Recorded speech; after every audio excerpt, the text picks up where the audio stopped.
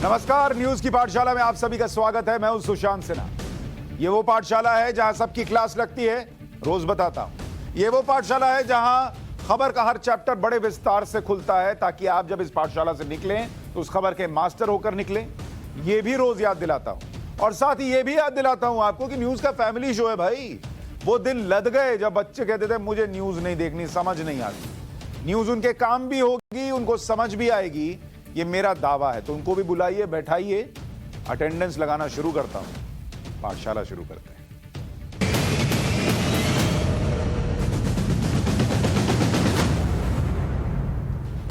सबसे पहले आपको बताऊं कि आज पाठशाला में आपके लिए क्या लेकर आया हूं। पाठशाला में वॉर मेमोरियल अंग्रेजों का चाहिए या भारतीय का, यह सवाल आज आपके सामने रखूंगा, क्योंकि इस देश में वॉर मेमोरियल को लेकर हंगामा हो रहा है। देश की शहादत पर, देश के लिए शहादत देने वालों पर पॉलिटिक्स हो रही है। आज उसकी बात करूंगा। शहादत पर राजनीति की लौ जलाने वालों की क्लास लगेगी। एक लौ जो जल रही है और जलती रहेगी, उस पर अपनी राजनीति की लौ जलाने की जो कोशिश कर रहे हैं, आज उनकी क्लास लगाऊंगा। 60 साल 13 PM वॉर मेमोरियल क्यों अटका रहा, आज आपको वो भी बताऊंगा। क्योंकि जिनको बड़ी शिद्दत से तकलीफ हो रही है कि लौ इधर से उधर कर दी, अपमान हो गया, 60 साल और 13 प्रधानमंत्री क्यों वॉर मेमोरियल नहीं बना पाए, ये चैप्टर भी खोलकर आपको बताऊंगा। और साथ ही वॉर मेमोरियल विवाद पर कंप्लीट चैप्टर है। यहां से निकलिएगा तो फिर इसके बाद आपको किसी से चर्चा करने की भी जरूरत नहीं है कि क्या हुआ था नहीं हुआ था, जरा बता दो यार। तो इसीलिए सबसे पहले पाठशाला में राष्ट्रवाद की क्लास और उसमें चर्चा वॉर मेमोरियल वाले विवाद।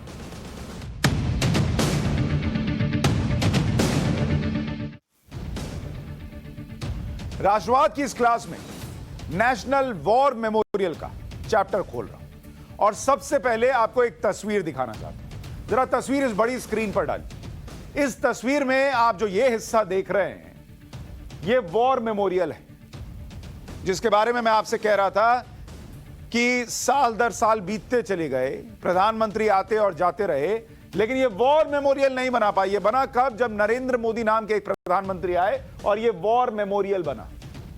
और दूसरी तरफ इसी तस्वीर में अगर आप देखेंगे, ये भी वॉर मेमोरियल है, जो आज, जिसको आज की तारीख में आप इंडिया गेट के नाम से जानते हैं, वो दरअसल अंग्रेजों का वॉर मेमोरियल था। तो एक तरफ अंग्रेजों का वॉर मेमोरियल और दूसरी तरफ भारतीय वॉर मेमोरियल। एक तरफ वो वॉर मेमोरियल जहां अंग्रेजों की सेना में भारतीयों ने शहादत दी, वो, और दूसरी तरफ वो वॉर मेमोरियल जहां पर आजाद भारत में तिरंगे के लिए शहादत देने वालों के नाम लिखे हैं। मैं दोनों में एक बात स्पष्ट कर दूं, अंतर यह नहीं कर रहा कि शहादत में कोई कमी है, कुछ कोई ऊपर है कोई नीचे है, यह भी नहीं कह रहा कि इनमें फर्क कीजिए, लेकिन देश का जो वॉर मेमोरियल है उसका सम्मान क्यों होना चाहिए, आपको यह बता रहा हूं। विवाद क्या हुआ, पहले यह सुन लीजिए। विवाद यह हुआ कि कुछ नेताओं को यह बात पसंद नहीं आई कि इंडिया गेट पर जलने वाली अमर जवान ज्योति को नेशनल वॉर मेमोरियल के साथ क्यों मिला दिया गया। तो आज दोपहर को, पहले देखिए तस्वीरें, पूरे सैन्य सम्मान के साथ अमर जवान ज्योति की लौ को नेशनल वॉर मेमोरियल पर जलने वाली लौ में विलय कर दिया गया, मिला दिया गया, बुझाया नहीं गया। देखिए वहां से लौ ली गई, दूसरी जगह उसी लौ को जलाया गया। एयर मार्शल बलभद्र राधाकृष्ण ने समारोह की अध्यक्षता की। सबसे पहले अमर जवान ज्योति की चारों लौ को रोशन किया गया। फिर सेना की वरिष्ठ अधिकारियों की मौजूदगी में चारों लौ में से एक लौ से एक मशाल जलाई गई और उसे एक छोटी मशाल में समेटा गया। फिर उस मशाल को सम्मान के साथ 400 मीटर दूर नेशनल वॉर मेमोरियल ले जाया गया। वॉर मेमोरियल पर पहले से ही शहीदों के सम्मान में एक लौ जल रही है। एयर मार्शल बलभद्र राधाकृष्ण ने ही नेशनल वॉर मेमोरियल की लौ में अमर जवान ज्योति से लाई गई लौ को मिला दिया, बुझा नहीं दिया, मिला दिया।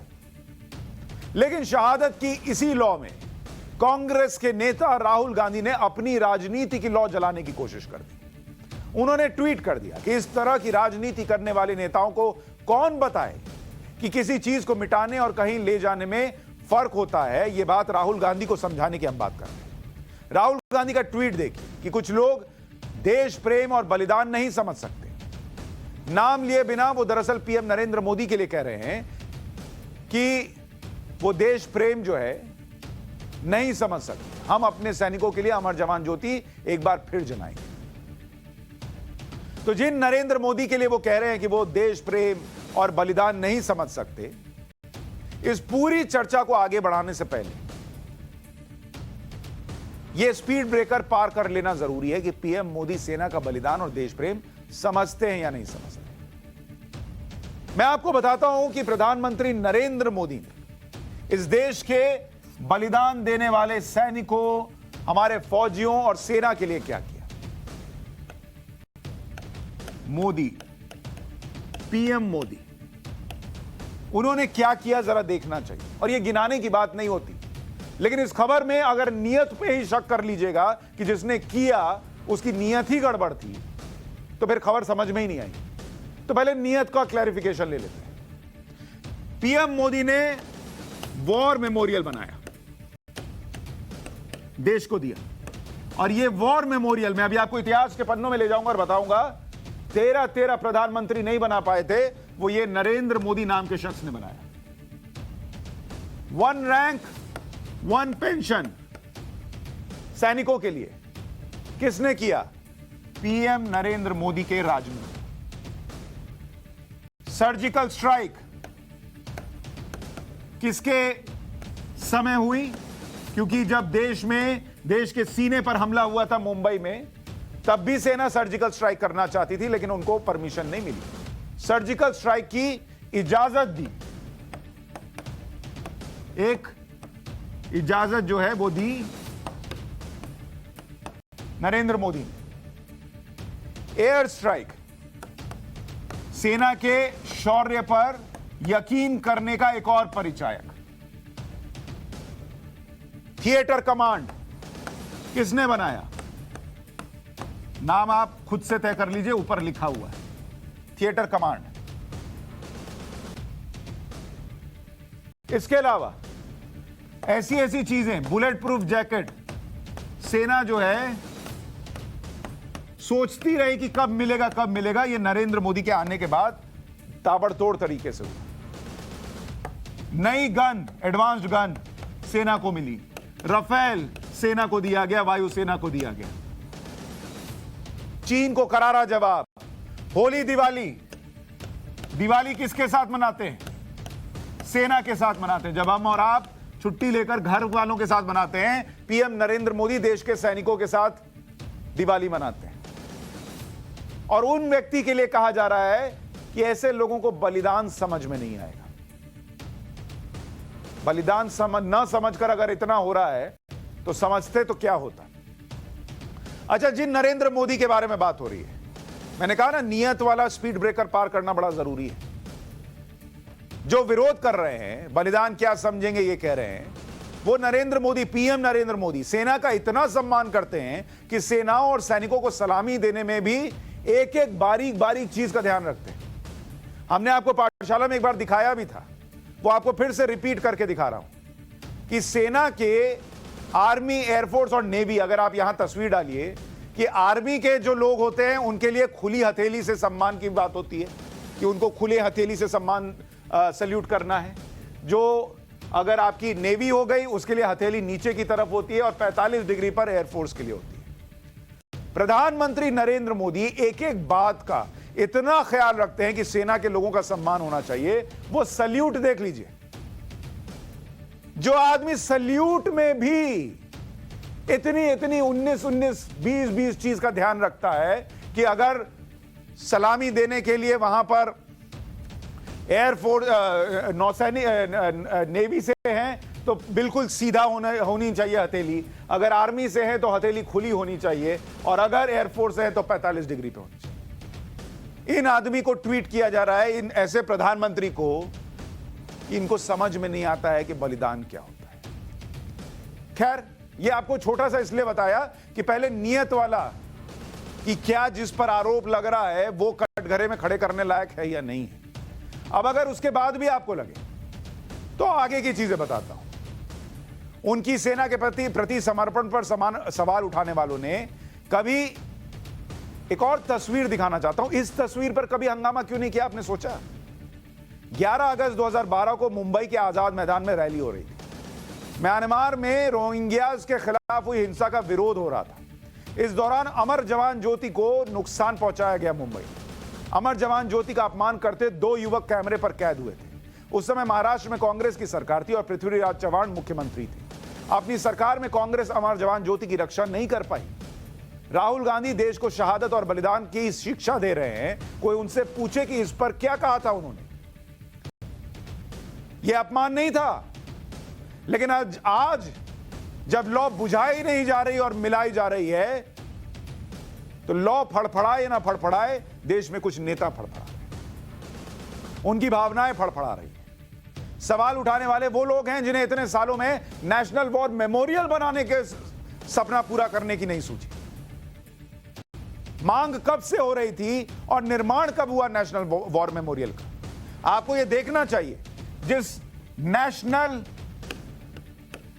वॉर मेमोरियल का जिक्र हो रहा है, इसकी मांग कब से हुई और यह बना कब? इसका प्रस्ताव जो है, प्रस्ताव दिया गया था 1960 में, 1960 में। और प्रस्ताव इस सरकार ने नहीं दिया, सशस्त्र सेनाओं ने दिया कि भाई ऐसा एक वॉर मेमोरियल होना चाहिए देश के लिए शहादत देने वालों की।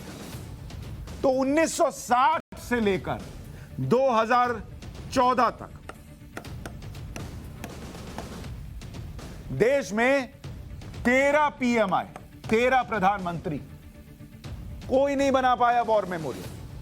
नेहरू से लेकर मनमोहन सिंह तक आए, किसी ने नेशनल वॉर मेमोरियल नहीं बनाया। बड़े बड़े देशों में भारत अकेला देश था जहां अपना एक वॉर मेमोरियल तक नहीं था। 2015 में 2015 पीएम नरेंद्र मोदी ने कहा कि वॉर मेमोरियल को मंजूरी देता हूं, बनाइए। 176 करोड़ का खर्च आया, खर्च किए गए, और यह 40 एकड़ में बनाया गया। छोटा मोटा नहीं, शान से बनाया गया वॉर मेमोरियल। तो जिन्होंने वॉर मेमोरियल तक नहीं दिया देश को, आज वो अपनी पॉलिटिक्स के लिए देश के लिए शहादत देने वालों को इस तरीके से सवालों के कटघरे में खड़ा कर रहे हैं। प्रधानमंत्री मोदी ने 25 फरवरी 2019 को नेशनल वॉर मेमोरियल देश को सौंप दिया था। उस दिन उन्होंने क्या कहा था, वो भी आपको सुनवाता हूं। आखिर वो कौन सी वजह थी जिसकी वजह से किसी का ध्यान शहीदों के लिए स्मारक पर नहीं गया? भाई और बहनों, इंडिया फर्स्ट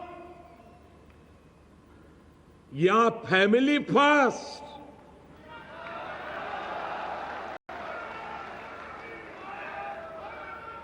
इंडिया फर्स्ट और फैमिली फर्स्ट का जो अंतर है, वही इसका जवाब है।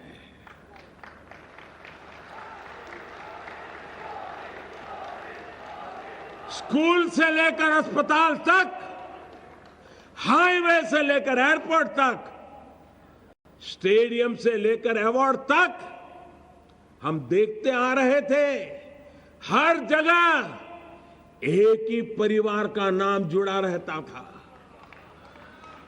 एक ही परिवार के गुणगान का परिणाम, उसका दुष्परिणाम यह निकला कि इनकी सरकारों में भारत के इतिहास, भारत की महानता या फिर भारत की परंपरा को कभी महत्व मिला ही नहीं। इसलिए सरकार में आने के बाद हम स्थिति को बदलने में हर तरह से जुटे गए। वॉर मेमोरियल जब बना, देश को सौंपा गया, तब यह प्रधानमंत्री ने कहा। इतनी मूर्तियां बनी नेताओं की, लेकिन देश के लिए कुर्बान होने वालों के लिए एक वॉर मेमोरियल नहीं बन पा रहा था, सोचिए। और आज उसी वॉर मेमोरियल में अमर जवान ज्योति की जो लॉ है उसको मिला दिया गया, तो उस पर भी पॉलिटिक्स। इस अमर जवान ज्योति का इतिहास भी आपको जानना चाहिए। 1971 में भारत और पाकिस्तान के बीच युद्ध हुआ था। 3 दिसंबर से 16 दिसंबर 1971 तक युद्ध चला और इस युद्ध में पाकिस्तान की बुरी तरह से हार हुई। 1971 के युद्ध में भारत के 3,843 जवान शहीद हुए। शहीदों की याद में अमर जवान ज्योति जलाने का फैसला किया गया। इंडिया गेट के ठीक नीचे की लोकेशन को फाइनल किया गया। 26 जनवरी 1972 को इंदिरा गांधी ने अमर जवान ज्योति का उद्घाटन कर दिया। वहां किसी फौजी का नाम नहीं, जिन्होंने शहादत दी उनका भी नाम नहीं। इंडिया गेट में जिन फौजियों के नाम लिखे हुए हैं वो फर्स्ट वर्ल्ड वॉर में अंग्रेजी फौज के लिए जो शहीद होने वाले भारतीय थे उनके नाम। अमर जवान ज्योति में 1971 की युद्ध में जो जवान शहीद हुए उनमें से किसी का नाम नहीं था। आज नेशनल वॉर मेमोरियल में सबका नाम है और वहां एक साथ हर शहादत का सम्मान हो रहा है, तो उस पर पॉलिटिक्स हो रही है। इस पर और आपको डिटेल दूंगा, लेकिन इस वक्त हमारे साथ एकीकृत रक्षा स्टाफ के पूर्व प्रमुख और लेफ्टिनेंट जनरल रिटायर्ड सतीश दुआ जी जुड़ गए हैं, जो इस वॉर मेमोरियल को बनाने में अहम किरदार निभाते नजर आए थे। दुआ सर, बहुत स्वागत आपका। धन्यवाद सर। हमारी पाठशाला में आज आपको गेस्ट लेक्चरर के तौर पे जोड़ रहा हूं, ताकि आपसे बेहतर कोई तो और बता नहीं सकता कि क्या ये देश के शहीदों का अपमान हुआ अगर लॉ को, अमर जवान ज्योति की लॉ को नेशनल वॉर मेमोरियल की लॉ से जोड़ दिया गया, या ये सम्मान हुआ, और क्यों? सत्य, सिर्फ हां या ना में जवाब देने के बजाय क्या मैं 1 मिनट या 2 मिनट ले सकता हूं? कुछ बिल्कुल लीजिए सर। तथ्य, कुछ फैक्ट्स सामने रखता हूं एक सीक्वेंस में, जिस तरीके से हमने ये war memorial, national war memorial बनाया था। बतौर chief of integrated defence staff इसकी कंस्ट्रक्शन, डिजाइन सिलेक्शन से लेके कंस्ट्रक्शन मैंने की थी। उस वक्त मैं chief of integrated defence staff था। तो हमारे देश में राष्ट्रीय स्तर पे नेशनल वॉर मेमोरियल नहीं था।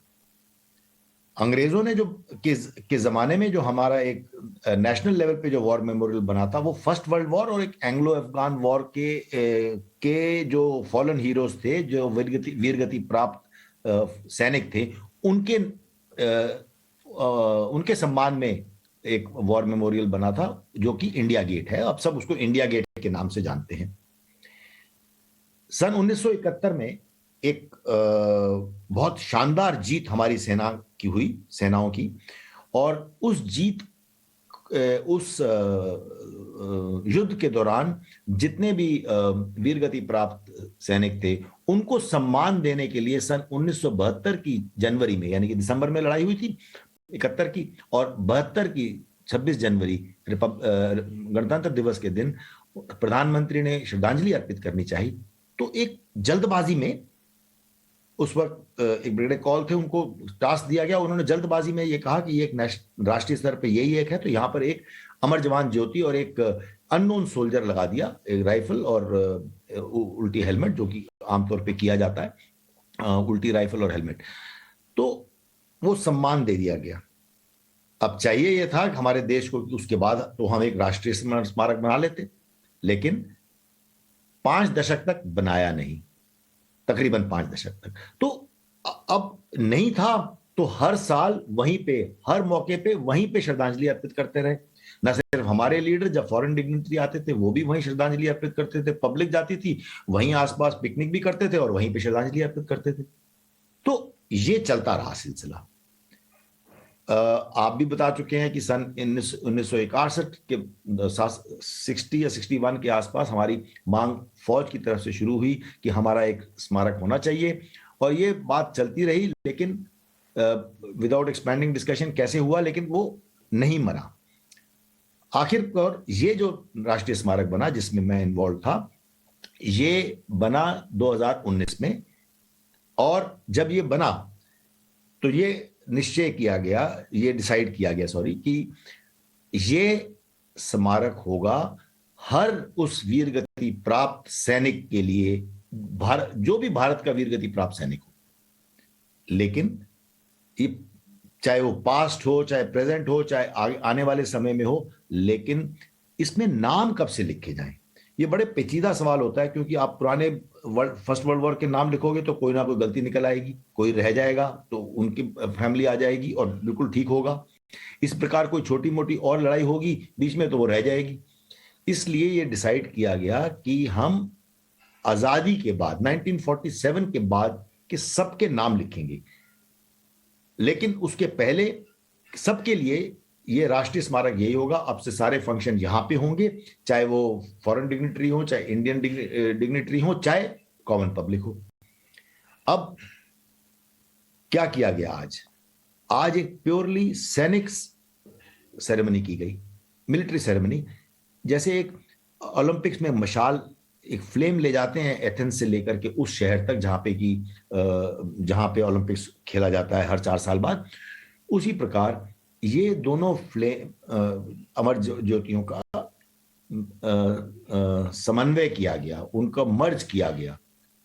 ये एक मिलिट्री सेंटीमेंट है जो उठा के उसमें कर दिया, ताकि अब से सारे जो नेशनल मेमोरियल में सारे सम्मान के जो समारोह हैं वो यहां किए जाएंगे। अब देखिए 71, सिर्फ 71 के हीरोज के लिए वहां पे फ्लेम जलाई गई थी, लेकिन उनके 71 के हीरोज के नाम लिखे हैं इस मेमोरियल में, नेशनल वॉर मेमोरियल में। तो ये एक डाइकोटमी सी थी, इसका समन्वय किया गया ठीक तरीके से, और मेरी समझ से ये एक उपयुक्त, करेक्ट और उचित कदम है जो आज एक ठीक सेरेमनी में अपनाया गया।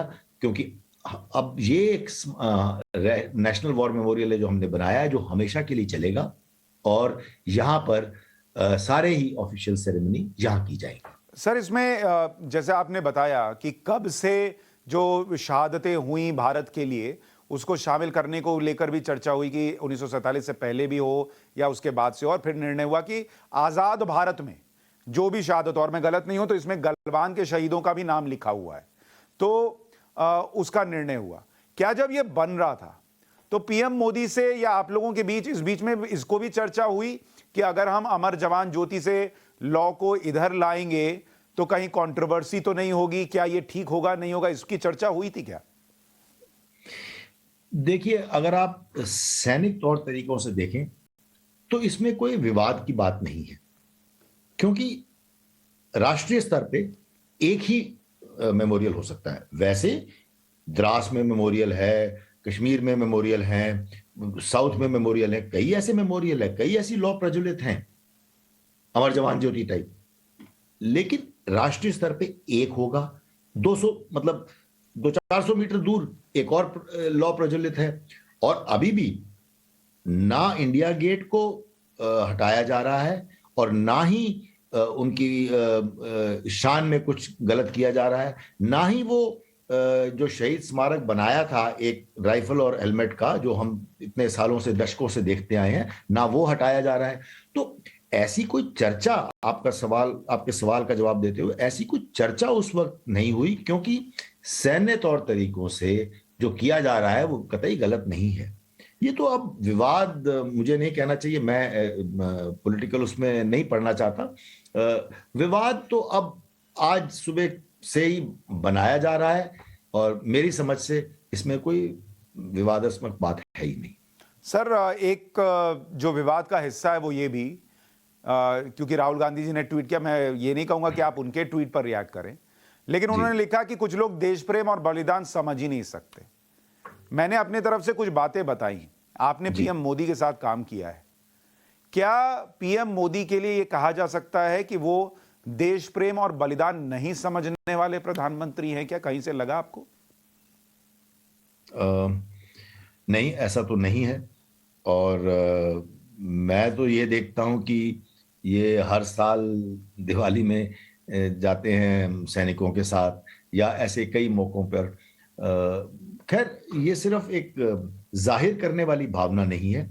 मैं नहीं समझता हूं कि कोई भी हिंदुस्तानी, प्रधानमंत्री तो छोड़िए, कोई भी हिंदुस्तानी किसी सैनिक का अपमान करना चाहता है, क्योंकि भारत में सेना की काफी इज्जत है, और क्योंकि सेना टोटली अपॉलिटिकल है। हमें किसी कौन सी पार्टी सत्ता में है उससे कोई लेना देना नहीं है। हम भारत के लिए अपनी जान न्यौछावर करने को तैयार रहते हैं, और पूरे देश का नेतृत्व करते हुए प्रधानमंत्री मोदी तो क्यों, मतलब कोई भी प्रधानमंत्री ऐसा नहीं है जो कि सैनिक का अपमान करना चाहेगा।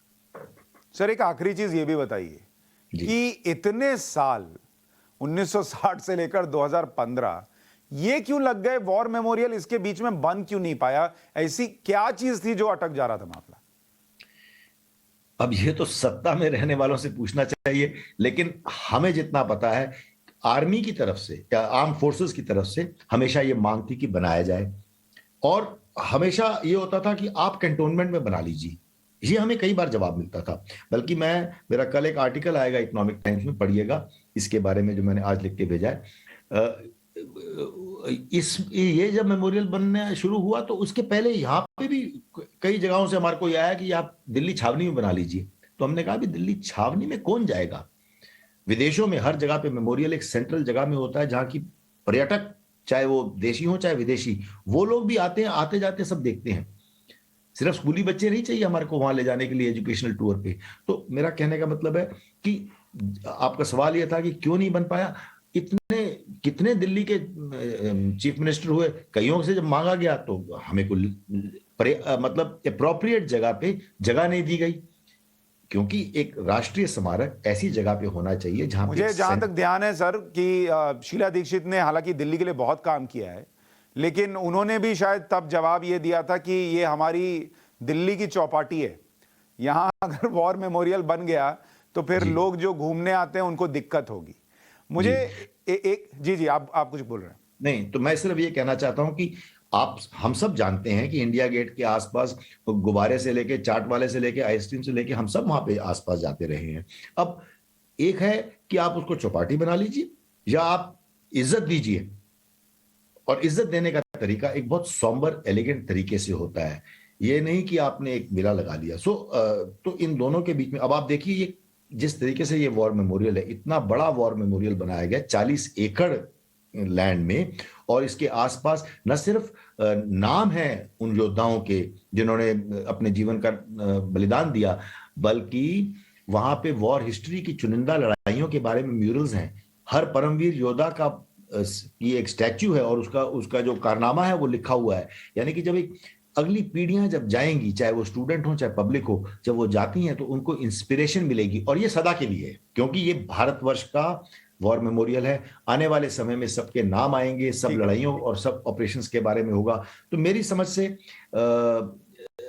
ये मतलब चौपाटी या घूमने वाली जगह नहीं है, ये इज्जत देने वाली जगह है। सर एक आखिरी प्रश्न, मंदिर है। कुछ लोग ये कह रहे हैं कि वहां भी अगर लॉ जलती रहती और यहां भी हो जाती, ये ना होता मर्जर, तो क्या होता? देखिए, उसमें मैं दो बातें कहूंगा। जो कह रहे हैं वो गलत नहीं कह रहे हैं, वो अच्छी भावना से कह रहे हैं, लेकिन मैं दो बातें उनकी तरफ उनका ध्यान देना चाहूंगा। पहली, वो जो लॉ है इसमें तो कोई दो राय नहीं है कि वो 1971 की लड़ाई में जो वीरगति प्राप्त सैनिक थे उनकी याद में थी। सिर्फ 71 की लड़ाई उसके लिए बनी थी, लेकिन 71 की लड़ाई की लॉ वहां हो और उनके नाम यहां हो। नाम तो यहां पर है ना राष्ट्रीय स्मारक में उनके, तो ये एक डायकोटमी है। और दूसरा, जैसे मैंने कुछ इन पासिंग भी कहा था पहले भी, कि आपने राष्ट्रीय स्तर पे डेजिग्नेट करना पड़ेगा एक स्मारक, जहां पे कि प्रधानमंत्री हो अपने देश के या राष्ट्रपति हो दूसरे देश के, सभी वहां पर आकर के एक सेरेमनी करेंगे। हम सेरेमनी दो जगह नहीं कर सकते हैं, एक ही जगह करेंगे। जब एक जगह करेंगे तो ये लॉ भी यहीं सम्मिलित होनी चाहिए। तो ये वजह है कि हम राष्ट्रीय स्तर पे एक डेजिग्नेट करते हैं, designated place to pay homage, और वो जगह राष्ट्रीय स्मारक है विटिंगली। दुआ सर, आपका बहुत बहुत शुक्रिया हमारे साथ जुड़ने के लिए और इतने विस्तार से चीजें बताने और समझाने के लिए। मुझे उम्मीद है कि बहुत सारे लोगों के डाउट्स क्लियर हुए होंगे आज आपको सुनने के बाद। बहुत बहुत धन्यवाद। Thank you. Lieutenant general Satish दुआ जी जो बता रहे थे कि भाई क्यों ये सैनिक का सम्मान बढ़ाने जैसा है, और इतिहास क्या था कि कैसे उस लड़ाई में 1971 की लड़ाई में जीत के बाद इंदिरा गांधी जी ने जब कहा था कि मुझे श्रद्धांजलि देनी है, तो उस वक्त आनन फानन में एक व्यवस्था की गई थी जिसे अब पूरे सम्मान के साथ परमानेंट किया गया है इतने सालों बाद। लेकिन जब हम बात कर रहे हैं इस चैप्टर में, तो थोड़ा आपको समझना चाहिए। इंडिया गेट की जब हम बात करते हैं, अगर आप देखेंगे कि शहीदों के नाम की अगर आप देखेंगे नाम जो लिखे हुए हैं, एक तरफ है आपका इंडिया गेट, जहां पर फर्स्ट वर्ल्ड वॉर में जो भारतीय जवान शहीद हुए उनकी उनकी शहादत के नाम है या उनके नाम लिखे हुए हैं। और इसमें कितने 70,000 शहीद हुए थे फर्स्ट वर्ल्ड वॉर में, और इसमें से जो नाम लिखे गए हैं भारतीय शहीदों के, और इसमें अगर आप जोड़ लीजिएगा एंग्लो अफगान वॉर, इसमें प्लस 13,000 एंग्लो अफगान वाले, वो भी इसमें शामिल कर लीजिए। तो 83,000 शहीदों में से नाम लिखे गए हैं 13,516 शहीदों के नाम इंडिया गेट पर लिखे गए। ये इंडिया गेट का हिसाब है। अब अगर आप देखिए अमर जवान ज्योति, जिस पर आज इतना विवाद हो रहा है, अमर जवान ज्योति ये 1971 के युद्ध के लिए थी, किसी को इसमें तो शक नहीं है। 1971 वॉर, उसके लिए बनाया गया भाई, श्रद्धांजलि देने के लिए। और कितनों के नाम लिखे हैं? 0, किसी का नाम नहीं है, किसी का नाम नहीं। तो एक प्रतीक के तौर पर, जो अभी दुआ साहब कह रहे थे कि भाई इंदिरा गांधी जी ने कहा और आनंद फानंद में बनाया गया। अब है नेशनल वॉर मेमोरियल, और इसमें कितने शहीदों के नाम दर्ज हैं? 25,942 नाम यहां पर। देश भर के आजादी के बाद जितने जवानों ने शहादत दी, सबका नाम यहां पर लिखा हुआ। अब बताइए, यह सम्मान देना है या अपमान करना है? इंडिया गेट, जिसके नीचे अमर जवान ज्योति जल रही है, उसका इतिहास भी आपको बताता हूं तो पिक्चर और क्लियर हो। इंडिया गेट को पहले ऑल इंडिया वॉर मेमोरियल के नाम से जाना जाता था। इंडिया गेट का निर्माण ब्रिटिश इंडिया राज में कराया गया था।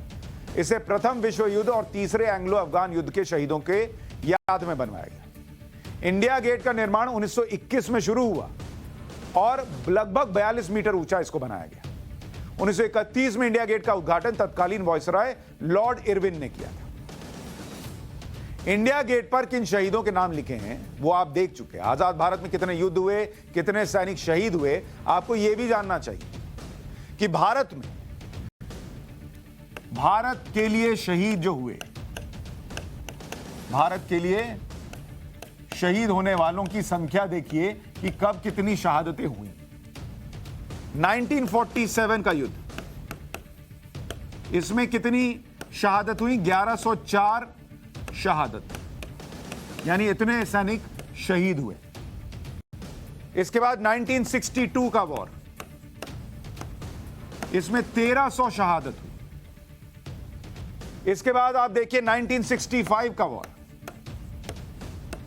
इसमें 3000 सैनिक मारे गए। 1971 का वॉर, जिसके लिए अमर जवान ज्योति बनाई गई थी, उसमें 3843 सैनिक शहीद हुए। फिर 1999 में करगिल वॉर, उसमें 527 सैनिक शहीद हुए। और इन शहीदों के नाम कहां हैं? किसी ने सोचा ही नहीं कि भाई इतने लोग, इतने सैनिकों ने शहादत दी, किसी का नाम नहीं। 1971 के लिए अगर एक अमर जवान ज्योति भी बनाई गई तो वहां इन 3843 सैनिकों के नाम नहीं थे। किसी को समझ, जो लोग आज हंगामा कर रहे हैं, अपमान हो गया, अपमान हो गया, किसी को लगा नहीं कि इतने शहीदों के नाम होने चाहिए। इतने साल में नहीं सोच पाए आप। जिन शहीदों के नाम कहीं नहीं लिखे थे, उनके नाम नरेंद्र मोदी के सत्ता संभालने के बाद इसी वॉर मेमोरियल में लिखे। सब के एक एक के, अभी जो गलवान में हुआ था उन 20 शहीदों के भी नाम लिखे। नेशनल वॉर मेमोरियल पर हर युद्ध का जिक्र है, शहीदों के नाम अंकित हैं, उनकी शौर्य गाथा है। आप सोचिए, क्या यह संभव है कि शहीदों के नाम कहीं और लिखे हों और उनकी याद की ज्योति कहीं और जल रही हो? ऐसा होता है कहीं? लेकिन एक ज्योति पर भी विवाद हो गया इस देश में। इंडिया गेट का निर्माण ब्रिटिश राज ने एक वॉर मेमोरियल की तरह कराया था, लेकिन इंडिया गेट की छवि एक पिकनिक स्पॉट की बन गई। इंडिया गेट के आसपास बाग बगीचे बने, धीरे धीरे यहां लोग पिकनिक मनाने लगे। साल 2012 की बात है, तत्कालीन यूपीए सरकार में नेशनल वॉर मेमोरियल बनाने के लिए ग्रुप ऑफ मिनिस्टर्स का गठन भी हुआ। तत्कालीन रक्षा मंत्री ए के एंटनी की अध्यक्षता में यह तय हुआ कि इंडिया गेट के पास प्रिंसेस पार्क में वॉर मेमोरियल बनेगा, लेकिन तत्कालीन दिल्ली की मुख्यमंत्री शीला दीक्षित ने ग्रुप ऑफ मिनिस्टर्स के इस फैसले का विरोध किया। शीला दीक्षित ने कहा कि ये एक सार्वजनिक जगह है, ये मरीना बीच और चौपाटी की तरह है, आप युद्ध स्मारक किसी और दूसरी जगह बना सकते हैं, इस खूबसूरत जगह को क्यों खराब करना, लोगों की खुशियों में क्यों बाधा बना जाए। तो जो लोग आज हंगामा कर रहे हैं, उन्हीं की पार्टी के नेताओं ने कहा था कि अगर वॉर मेमोरियल यहां बनेगा तो जगह खराब हो जाएगी। सोचिए कितना सैनिकों का सम्मान था। साल 2019 में जब नेशनल वॉर मेमोरियल की शुरुआत हुई, तब कांग्रेस पार्टी के ही वरिष्ठ नेता कपिल सिब्बल ने इस पर सवाल उठाए थे। कपिल सिब्बल ने कहा था कि क्या नेशनल वॉर मेमोरियल बना देने से जवानों की जान बच जाएगी। और आज वो लोग कह रहे हैं कि लॉ इधर से उधर हुई, मिला दी गई, बुझाई नहीं गई, तो हर सैनिक अपमानित हो गया। इंडिया गेट पे हालांकि आज दो बड़े घटनाक्रम हुए। पहला तो अमर जवान ज्योति को वॉर मेमोरियल में ज्योति को शिफ्ट किया गया। दूसरा यह कि इंडिया गेट के बगल में बनी छतरी के नीचे नेताजी सुभाष चंद्र बोस की प्रतिमा स्थापित करने का फैसला भी आ गया। खुद प्रधानमंत्री नरेंद्र मोदी ने ट्वीट कर इसका ऐलान किया। प्रतिमा के बनने तक नेताजी की होलोग्राम इमेज वहां पर दिखाई जाएगी। जब इंडिया गेट बनकर तैयार हुआ था तो इसी छतरी के नीचे ब्रिटिश किंग जॉर्ज फिफ्थ की प्रतिमा लगी हुई थी। 1968 में किंग जॉर्ज फिफ्थ की प्रतिमा को हटाकर बुराड़ी में कोरोनेशन पार्क में लगा दिया गया। उसके बाद से यह छतरी खाली पड़ी हुई थी। अब जाकर ये जो छतरी की आप फोटो देख रहे हैं, अब जाकर इसमें नेताजी सुभाष चंद्र बोस की प्रतिमा लगेगी। इतने साल लोग सोए रहे कि यहां किसी को लगाना भी चाहिए मूर्ति, सब सोए हुए थे। अब जब उनकी भी लगेगी तो देखिएगा कैसे जागेंगे कि बोस साहब की लगी तो उनकी क्यों नहीं लगी और इनकी क्यों नहीं लगी, और कितना पैसा खर्च हो गया, इसमें कितना रोजगार आ जाता। सोचिए इन बातों पर कि देश किनके एजेंडे में है और किनके नहीं। पाठशाला में अब स्पेशल क्लास।